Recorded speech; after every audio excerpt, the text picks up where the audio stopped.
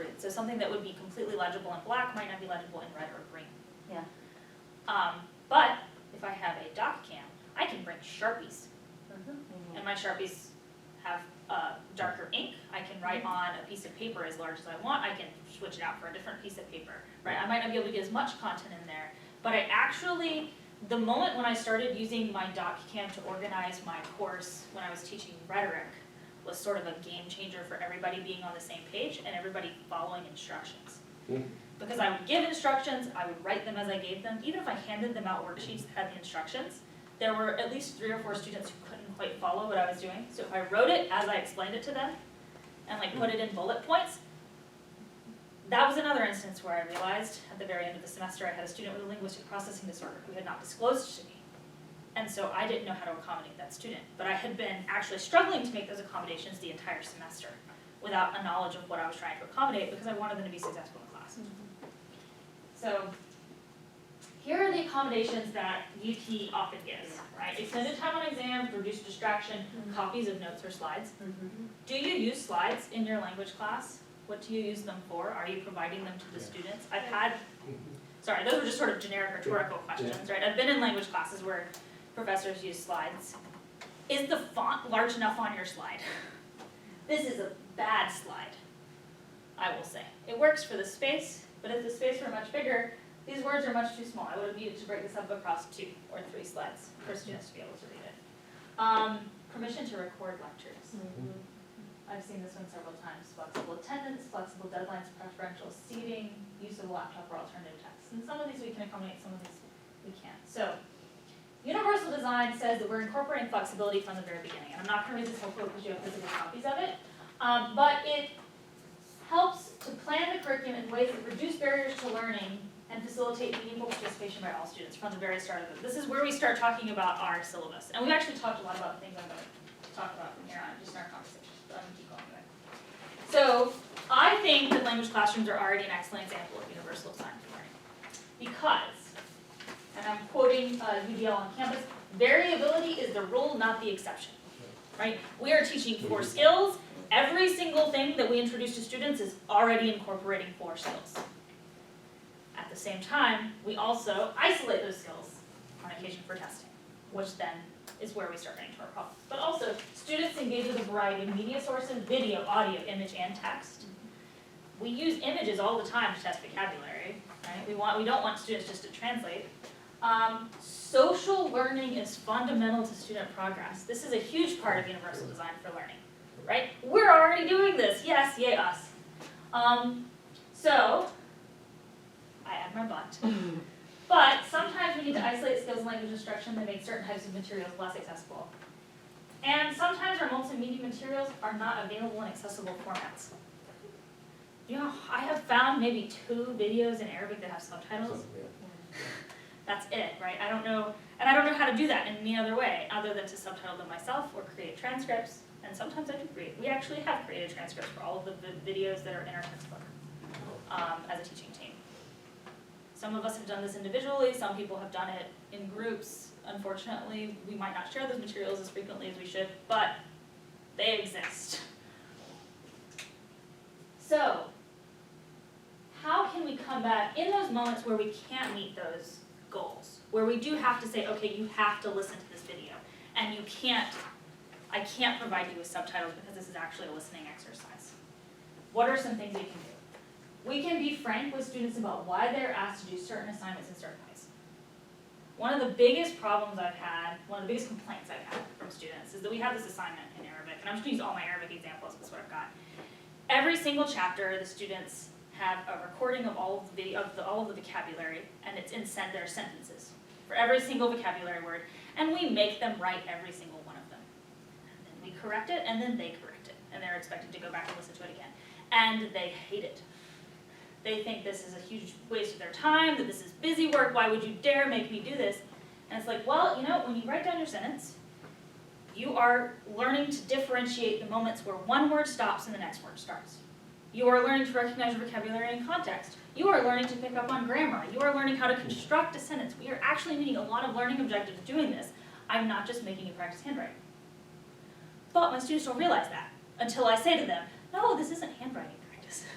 right? I'm not just testing your ear, I'm actually asking you to think about what somebody's saying. So you can construct a grammatically articulate expression in this new language. Do they ever stop complaining? No. But once they realize the purpose of it, they're more likely to do it. They actually turn it in. Another way is to provide brief outlines of each class session for students. This might be something that you put up on a course canvas, on like a calendar, so that the student comes in and says, okay, the first thing we're going to do is a listening assignment, and then the second thing we're going to do is a reading assignment. It might relate to what's in the book. It might be as simple as being like, okay, we're going to do these 3 assignments in the book, or it might be we're going to do these 3 assignments in the book and talk about what's going to be on the test. But the student is prepared for that information and can make decisions about their contributions to the class based on what's there. And it gives every student a chance to participate, because you have students, you're always going to have students who are more comfortable in certain scenarios than others, and it lets them think about how they can be in a scenario that they're not comfortable in. Carefully consider learning objectives for each activity, and I'm just always going to use the example of captions on video because it's an easy one. But are you actually teaching or testing something that requires them not to have captions for that video, right? What is the purpose? What are you trying to get out of it? Are you trying to get students to learn about content, cultural content, right? And I'm not saying captions in English. I'm saying captions in the actual language, right? If you're trying to learn cultural content, it might make sense to have those captions, and then your students are activating actually 2 different of our 4 skills, reading and listening. Some students will only activate one of those 2. Most students will only activate one of those 2. But there is a moment where the brain is making a connection between them. Also, post all your slides. These are just easy things, right? Post all slides and hands out on the course website. And then the last one is one that I have discovered myself not always doing when I meant to. Consider using PowerPoints and handouts to lead course discussions, right? Provide them with a visual copy of the questions you're asking. I lead a lot of conversations on literature in 3rd-year Arabic classes, and when I first started doing that, I lacked the confidence to stand at the board and write my questions down, so I just say it, and everybody would stare at me blankly, right? This is going to be more accessible for students who have auditory processing challenges, but it also means that all the students have the question, and I don't have to wait, my requisite 3 minutes of silence before they start answering, because somebody has figured out what I'm asking already. And then my last topic is assessment, because this is the biggest one that comes up with accommodations. I think, right, it's the first thing we mentioned, right? Students who want time and a half on exams. It doesn't feel fair to other students, right? That's the biggest thing that I've seen. And it also doesn't always feel fair to you as an instructor, right? Sometimes it's like, is a student asking for this without an accommodations letter? Would they have gotten that accommodation if they had had an accommodations letter? I don't know. We're not doctors. We can't determine these things. So I'm going to push us back to universal design for learning and ask 2 questions. 1, does it need to be a timed assessment? Why are we using the timed assessment? Is it meeting a specific course goal to use a timed assessment? So in certain courses I teach, I don't give any timed assessments because it doesn't meet the course goals. In language classes, it does. The other thing, and I'm going to read this one word for word because I think it's important, and thinking about with assessments, is assessments are designed to measure knowledge, skills, and abilities. Constructs are the knowledge, skills, or abilities being measured by an assessment, so our language skills. By their nature, however, most assessments include features that are not relevant to the construct being assessed. And I'll give examples of this, because this is a little blocky. Often, the methods and materials used in assessments require additional skills and understandings. These are considered to be construct irrelevant. So how can we, if we're going to give timed assessments, we've decided that timed assessments are the best possible way of assessing something, are the best way of facilitating learning. How can we make sure that we are only testing the things that we have set out to test? And again, I think that as language teachers, this is something we actually think about far more often than other instructors, right? It's like fill in the blank vocabulary exercises. If I had a dime for every time I'd heard, but you're not testing vocabulary, you're testing grammar and reading comprehension, and some vocabulary knowledge, I'd be very wealthy, just from sitting in team meetings, right? So what do I really want the student to learn or demonstrate having learned on this exam? And again, right, we're coming back to just all this is questions. I don't have answers, but there are questions. Does the exam need to be timed to meet the requirements? Do students need to take it in class? Is it something we could send them home with? We did finally come to, over the summer, we came to the conclusion that our third-year Arabic students could take their exam as a take-home, and that this actually made more sense for us in third year. It might not work for first year, but it worked for us in third year. Could the components of this exam be split over multiple class sessions? Should we send some portions of it home and do some portions as timed assessments? Right? It's being very, very flexible and intentional in how you design all of these pieces. Do my exams follow similar formats and look like the types of activities we've done in class? Right? Are students already prepared? So this is where whether or not something is construct relevant or construct irrelevant comes into play, right? You can include features that are construct irrelevant if the student's already been exposed to it repeatedly and has to do it in a low stakes environment, whereas assessment is a high stakes environment.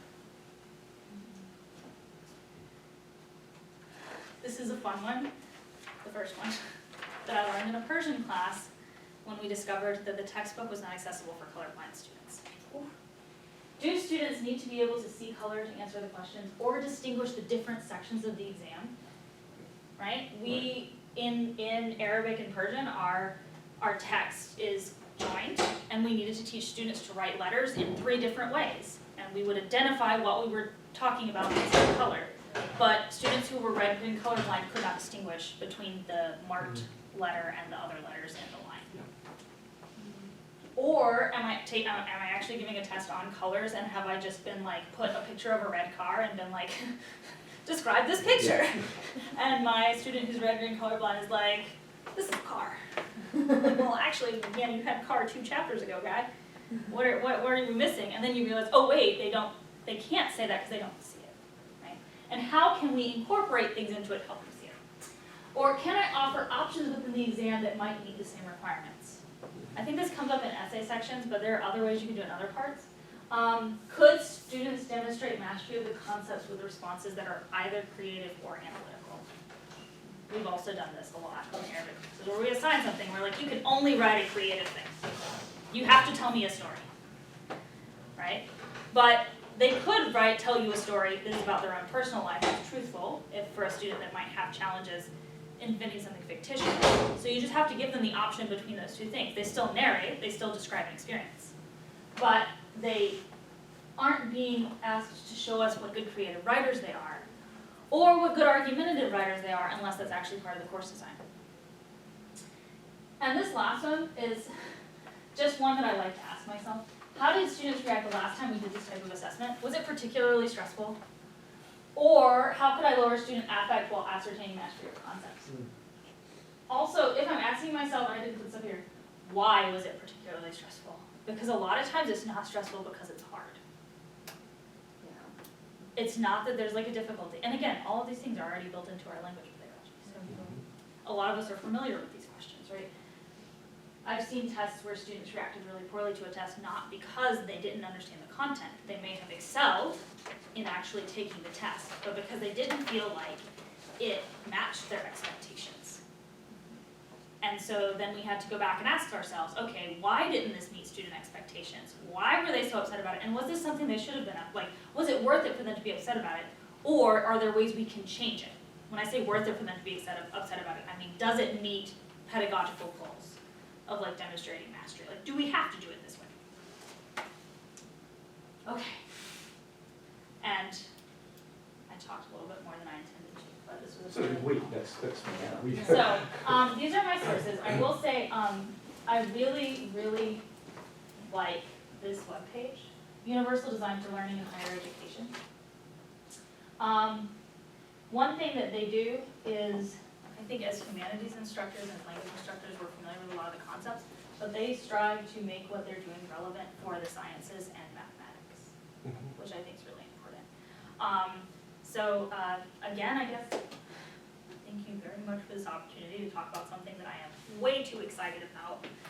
I really do actually enjoy thinking about these pedagogical challenges with or without solutions to them. So I guess we very much want to thank you, but before, can we throw a few questions? If yes, you have any take a few minutes, and I'm going to sit down and let's just talk as a group. Is that okay? And yes, please, questions, Instead of me acting and like a stage on stage. Have a class to go to. Yeah, thank you very much. Of course, Yes. you're welcome.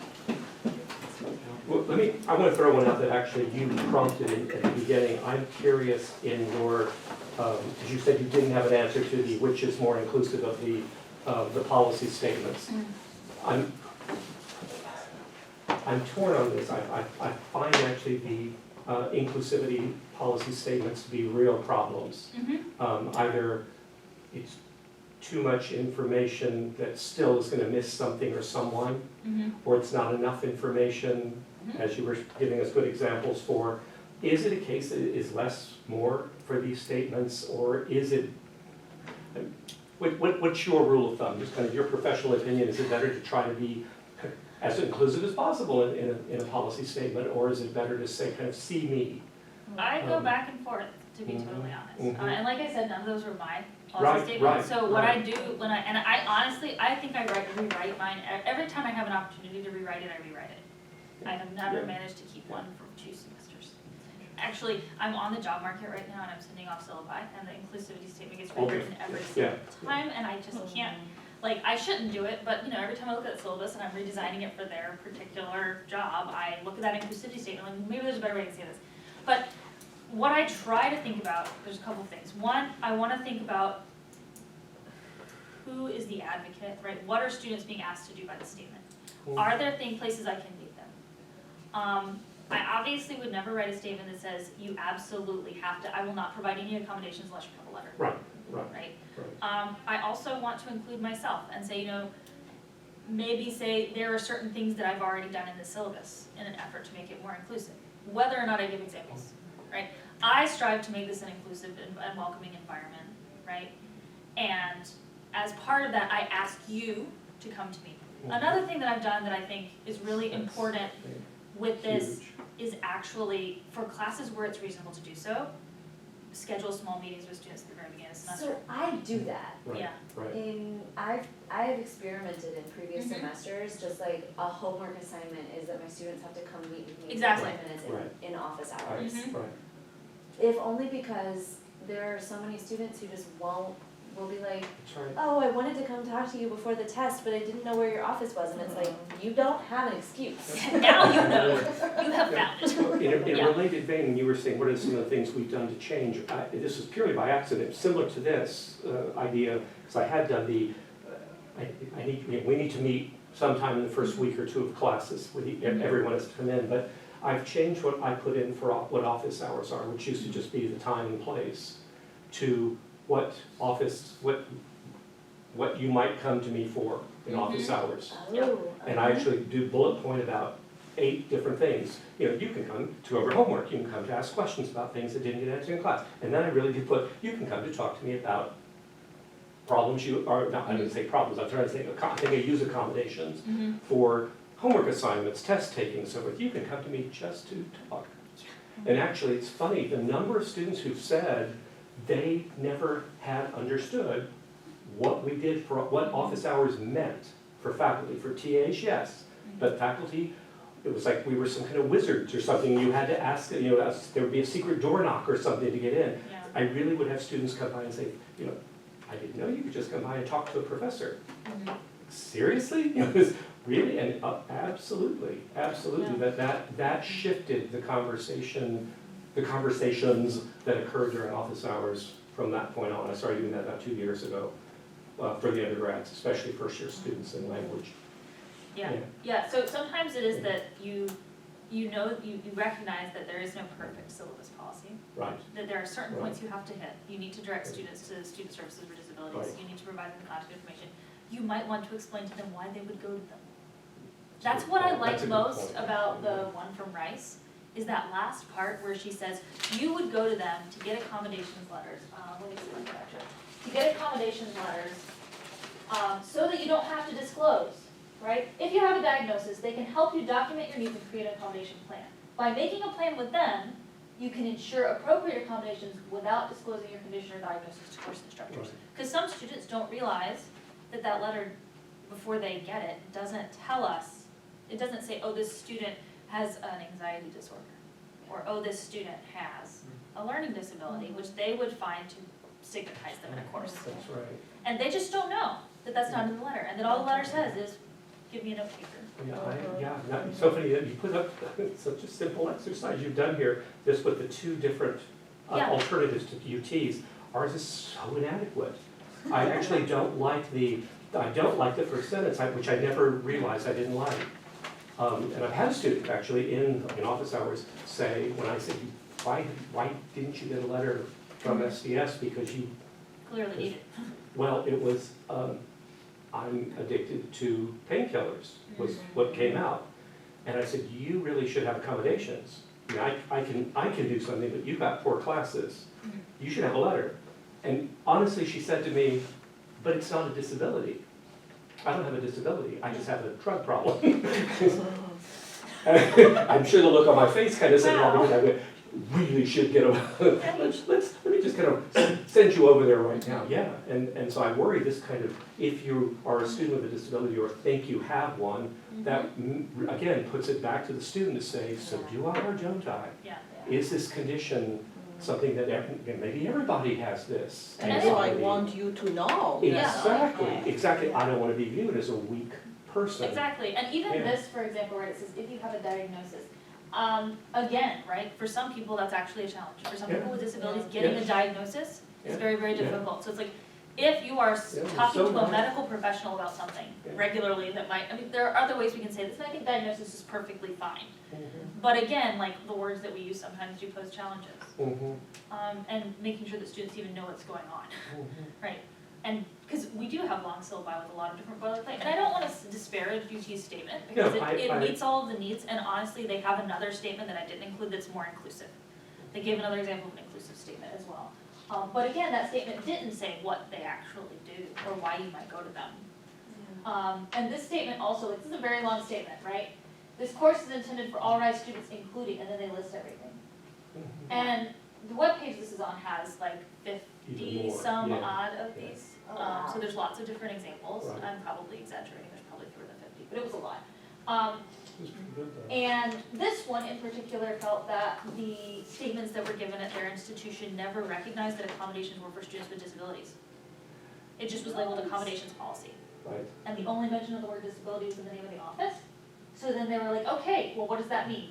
And they explained what that meant, and that's why they put this person there. So it was very context dependent, right? So there's no, I don't think there's a solution to the syllabus problem. I think there's, just different ways that you address it. But I do try to do, there are certain things I try to do, right? I try to acknowledge my role, the student's role, and then why you would go to disability services are sort of the 3 main points I try to hit. And how I hit them varies based on class. I like them when they start with something that says like this, that there's a kind of open arms inclusivity feel to the statement that's saying, UT is a place that wants everyone to get an education. Exactly. Right? We're going to try to make it so that it's not going to be anything, that we're as inclusive as possible to whatever means we can be. And I like this course is meant for everybody, to the extent that we can make it possible. Yeah. Right? But again, it's also long. It's long, and do students read it? And this is also something that, another suggestion that came up in some of the EDL was actually moving this statement earlier in the semester. This is central to your approach to teaching, that it is something that you don't put at the very end of the syllabus. Oh, absolutely, yeah. And it also might be something that if you were gonna do an introductory video, that you actually talk about. Right? You're gonna provide some introductory content in a video form, that this might be something you bring up. And I found the place where they tend to read it is either right before or right after attendance. Attendance policy, because everyone reads that. Or next to the grade distribution, Yes, like if you make a grades, pie chart of attendance, your grade distribution. Those are the ones I was gonna say, it's grades, attendance, what do you require of me? Yeah. To have the inclusivity statement. What is a video you're talking about? A video statement, I that was love just one of the suggestions, I love that idea. that actually It's came great. from the Universal Design for Learning. And it's that you just record yourself talking about your students and put it on Canvas. That's actually great, they can watch this before they even, Yep. no, they can't before they sign up for your class, because they don't have access on campus, No, right? Canvas will- That would be great if they Thank could, you so know, much. kind of hear you, see you before they even Right. sign up for your class. Yes, you can, but you can make it an assignment for you can make it a homework assignment before the first day of class. Like That's true. Yeah. Arabic often Yeah. requires students to read the syllabus. before class, Right. which some of them do. They I think do, we did that in my class. Some of them do. because Yeah. I do Yeah. it, but Yeah. what I say, Yeah. they just show up. Would, and I then know the Charlie's question not is taking like, would a student, right, so there are some students, I'll use myself as an example, I would not want to watch a video. I get very, I don't like it for someone else to tell me how much time it's going to take for me to process content, and that's how I feel, what I feel like videos do. Yeah. Is they say, okay, you have to watch this for 10 minutes, and then, alright, so I would far rather read a 15-page syllabus than watch a video. But then there are students for the exact opposite, right? I would far rather watch a 10-minute video, and I'm not saying your video should be 10 minutes long, that was just an example.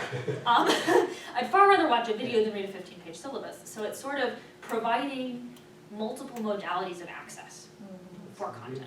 And that you can do that at the level of the syllabus, is really what that's bringing out.